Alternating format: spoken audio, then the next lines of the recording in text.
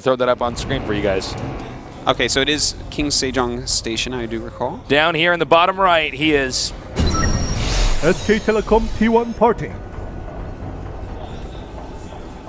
And his opponent, the Zerg, here in the upper left. He is MVP DongRaeGu. All right. Parting, will you do that build once again? And it looks like no, he won't. Switching it up this time, and I think that's smart. Well, you got to have a variety of builds or you're just going to get solved. Yeah, you don't want to be solved. Well, actually, Parting is the one guy that just went Immortal Push every game for like so many games in a row, and no one solved it for the longest time. Well, he did it so perfectly, and then remember everybody else was trying to do it, but they'd push out like a minute and 30 seconds later with different unit comp. They were like magic partings, hallucinated partings. It's like they looked the same and they had the same name in the game, but there was a time limit on their life and they did no damage. Wow. Yeah. Wowzers. They cost 100 mana. Wow. All right. Similarities are endless. Here is the Forge coming up at the expansion. Or going down, as some might say. Yeah, I guess it really depends on you know, what kind of guy you are. Have what is it, glass half empty, half full? Yeah. Yeah. Well, you know what? He's this build from Protoss that we're seeing is super popular at the moment. If you're not going to gateway expand, a lot of the time you're going to go for the 13th probe goes down, builds the Forge right as the 14th probe finishes up. You send it across the map, and it just kind of keeps the Zerg honest. And against this, Zergs generally do go spawning pool first. The one thing you do have to mention is that DRG always drone scouts, so you're never going to catch him with a move like this, but it's still a very safe opener, and oftentimes does force that pool first. Looks like the spawning pool is almost done here. No way to expand into this location for the time being, and he's going to go ahead and cannon rush this. This is interesting. No hatchery there. Parting, of course, knows this, but there's a few different things that can happen here. One, he pulls drones and loses some mining time. And in fact, in this case, he's going to lose mining time, and he's not going to stop this. Yeah, I think it's actually better if he just backs off. Yeah. Again, this is a bit of a balancing act here for the Protoss back at home. Well, he's going to end up losing maybe some drones here. We'll see. Parting actually canceling nothing. And actually, I think DRG might just barely hold this. I don't know. I think that these cannons get too much life. Well, I think that cannon over there at the right, if that finishes, yeah. This game rough. might just... wow. Oh, trapping drones. Look at that. We are here in 2014, Artosis, and this is a strategy that is working. When in doubt, just make more cannons. Yeah. Just going to make one at home now. He could have made like 3 Nexuses already with how many cannons he's made. When you think of how much money he actually spent just taking this location. Yeah. Well, you know, he killed some drones off. He forced a lot of lings out that then went ahead and died. Look at that. He killed 4 drones and 9 lings. That was pretty good.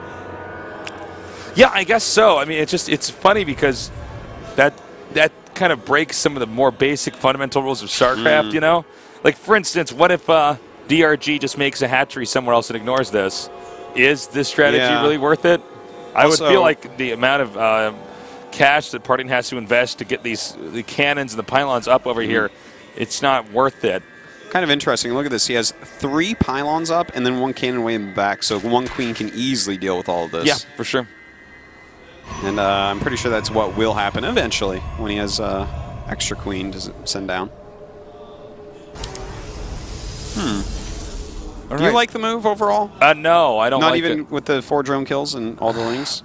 Well, I mean, in this case, it's better than it could have been, but I have to agree. I don't really like it. Yeah, I don't know if this is like something people are supposed to do.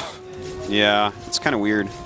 We've seen a little bit more like cannoning in situations even where the Zerg is not trying to take the hatchery, like Tails. I messed around a lot early cannons. On with different cannons in StarCraft 1 and StarCraft 2, so I mean, in my experience of doing this, no, it's not. I mean, the amount of money that you're losing, and of course you're losing pylons and stuff like that too. So I mean, it really, you have to have, if you're going to do a cannon rush like this, you have to have a really solid follow-up. And what's weird about this is I don't know what exactly Parting's going to do for this basic follow-up of this, you know? A lot of times we do see people try to go for a warp gate rush because they already have pylons over there.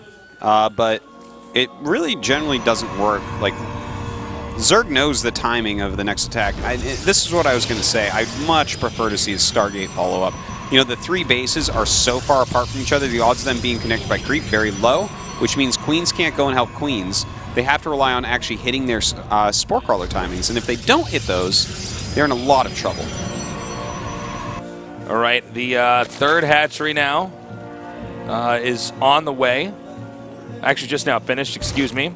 And, you know, this game is looking funny. I'm really interested in seeing what Parting's next step is here, or how he's going to dismantle the Zerg. I mean, you know, DRG is on 3 bases. Yes, they're awkwardly spaced out, but does that really matter in the long run? Is Zerg going to have the opportunity to drone up so much that he can very easily punish him for it? Well, we'll see about that. You know, he is going for Phoenixes, going to clear out Overlords first, obviously. I would love to see DRG go for, like, 2 spores in each line. Yeah, that'd be pretty good. 2 spores in each line. He is getting Zergling speed already, and then just make sure you have enough units that, you know, a quick attack isn't going to get you. Because I think we're going to see, like, a +1 4-gate Zealot with this. This seems to me to be a really good follow-up to what he did. Well, you got to be prepared for everything, right? You need to have those units on the ground ready to engage them. You got to have the anti-air. Even if you lose the ground engagement, then the Phoenixes can still kill off tons of Overlords and pick up queens, etc. That's right. We have a robotics facility on the way here, and +1 almost done. Link speed a little bit over halfway done. And Zerg is continuing to macro up. Yeah, there's a proxy pylon already going up here, Tasteless. And, you know, +1 Zealot's obviously going to do well against these Zerglings. Only 6 Zerglings out at the moment. And with those queens so far away from each other. The one thing that DRG is doing fantastically, though, is getting the creep to each base really quickly. And that's something he needs to do, obviously. Phoenix is continuing to move around the map. See if there's anything else they could just take out, like a spare Overlords, stuff like that. And it looks like the proxy pylon's been spotted. This is going to tip Parting's hand a little bit here. If DRG can prepare properly, he should be in good shape. Does leave 1 Zealot there as well to help pick off those Zerglings, as he does have +1. He's going to be pretty effective. Here we go. These Zealots starting to walk in. Those Zerglings do kill that off, so that's really nice. He's going to get this queen up here now. But so far, DRG's defense has just been too good. This really does bring me back to that initial cannon rush where I'm thinking, like, well, this is just such a weird start. I don't know if you're going to have a proper finish. Well, you know what? He's getting a Roach Warren and a Hydralisk den at the moment. I always call it a cavern for some reason. It doesn't even look cavernous. But yeah, if he keeps warping in +1 Zealots, though, these Lings with no upgrades are going to get shredded eventually. Like, well, with this number against this number, not as bad, but with every Zealot he warps in, this battle goes towards his favor more. You know, one thing you can do with those Lings is just try to run back in there and get that pylon in case Parting pushes out again. Yeah, that's true. Looks like he's going to back up onto creep for the moment. Extra spines being made. Hydra's on the way. And it looks like he may be done with the warp-ins and instead going up to Colossus tech. All right. Armor almost done now for our Zerg.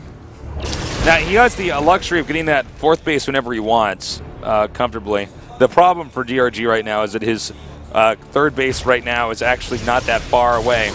So, it's going to be a problem. That will be nice. When the 4th is your natural, well, it means in the early game things got messed up, but that is one base that you can rely on. Yeah. That's like your Tasteless base. You can rely on him. He's there for you. He'll always have minerals when you need them. We have the Phoenixes now clean up some more drones. I wish we could actually pick Parting's brain about that opening. Yeah, about the... Because, you know, we're talking about a guy who does that immortal push so perfectly that he's got everything down to, you know, the exact science. Yeah. That then when he does something like this, I'm thinking, like, well, what does he know that we don't? Well, you know, the thing is, I think that the +1 Zealot follow-up was, like, really smart with the Phoenixes. I think it's actually a very good follow-up for it, as I said before. It didn't do quite as much damage as he really wanted to get ahead. But, and the thing is, what he did do for damage, I think that was on the low end of what this probably does on average. So, imagine if it did, like, 50% more than it did, right? Like, what if he ended up killing the first wave of Zerglings or something like that? It would have been a lot better. Yeah. Look at this, a lot of Hydras actually. I gotta say, this is a pretty bold move here of Parting to actually be trying to engage Hydras with the Phoenixes. Normally, when you see spores. Yeah, when you see Hydras out like that, normally you just book it. All right, here comes that attack now over here at the third. Oh, nice time warp there. And he's actually going to be pulling these drones in, it looks like, to attack here.